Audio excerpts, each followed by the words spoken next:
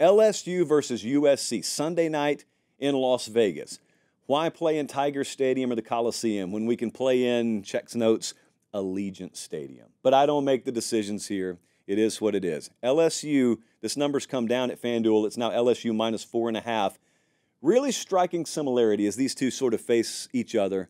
Sort of a look in the mirror. You're both replacing former Heisman Trophy winning quarterbacks. You both overhauled your defensive staffs totally. Both quarterbacks stuck around. You think about this. Miller Moss finally gets the start at USC.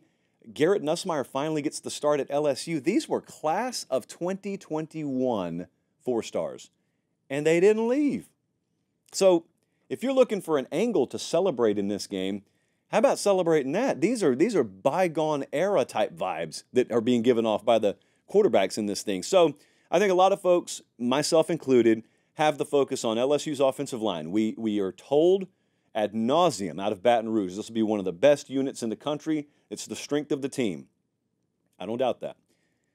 And then, on the other side, we have USC's defensive front. A crushing, crippling weakness of that team last year. One that they've invested a lot of energy and a lot of manpower and a lot of transfer portal power in overhauling. How different is it? Because out of all the other stuff we're going to talk about here in the next few minutes, this is the part you cannot hide. If there's a glaring mismatch for LSU's offensive line against that defensive front, it'll be there all night. I mean, you remember the Georgia Tech game against Florida State the other day. It didn't take you long to realize, things are not as they seem here. And so there's a lot of confidence internally at USC. They've turned a little bit of a corner, not en route to being like a top 20 defensive front this year or anything, but certainly miles better than they were last year. And part of that's bringing over that defensive staff. And these two upgraded as good as any two programs upgraded defensive staff-wise in the country. We were talking about this way back in spring. But those guys don't play on the field. The players play on the field. So if USC is upgraded there, and they think they are, I've talked to a couple of folks who have been around practice out there in the past week. I'm talking about over on the NFL side. They flat out said, USC looks a little better than I thought they'd look on defense. They just looked a little better. It's not 85 Bears. They just look a little better. So part one is in the immediacy, does USC's front withstand the initial test? Okay?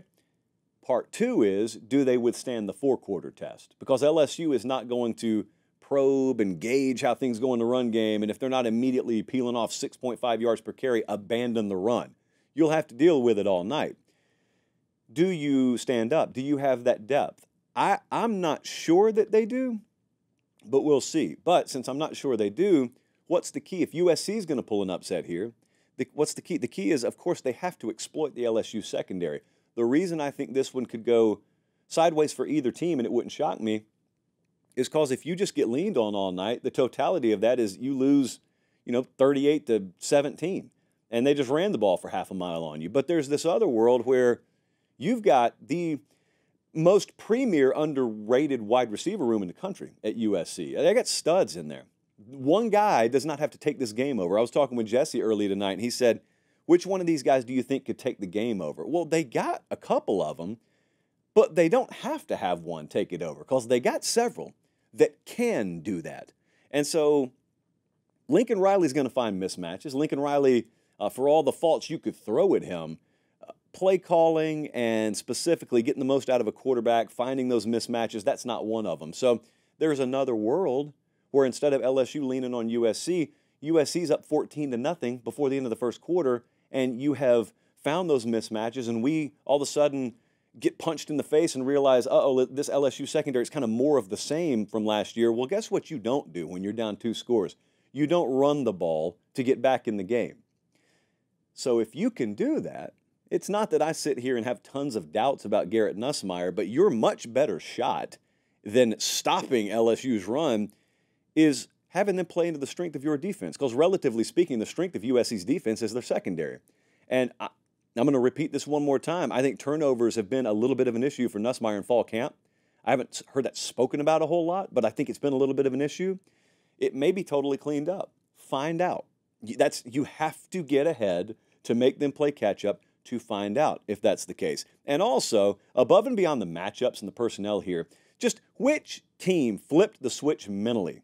These were two soft teams mentally, defensively last year. And USC and Riley's teams have been that way for a long time. Brian Kelly's teams haven't always been that. LSU certainly hadn't always been that and have no excuse to be that. USC, yeah, they get to go up against SEC athletes. LSU's DBs, they are going to get tested physically. The competitive character over on the defensive side of the ball, just the competitive character, wasn't there last year. The ability to tackle. How about yards after contact in the secondary for LSU? How about yards after contact up front, defending LSU's run? That sort of stuff, I got no way to know what to expect on that front. This is, to me, out of all these big games in week one, it's by far the most unpredictable. So, Colin, let's take a look at what the model thinks. So we got LSU minus 4.5 over at FanDuel. The model has LSU minus 5. So we've pretty much agreed with the number. But I don't. I actually think USC is going to win this game outright. So it's a mild upset, I would call it, but it would be a definer for Lincoln Riley if he were to pull that off.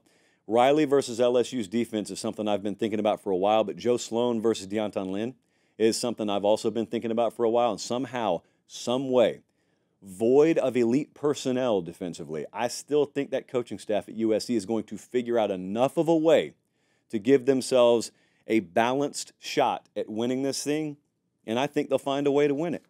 I do. Not a ton of confidence, but think they'll find a way to win it.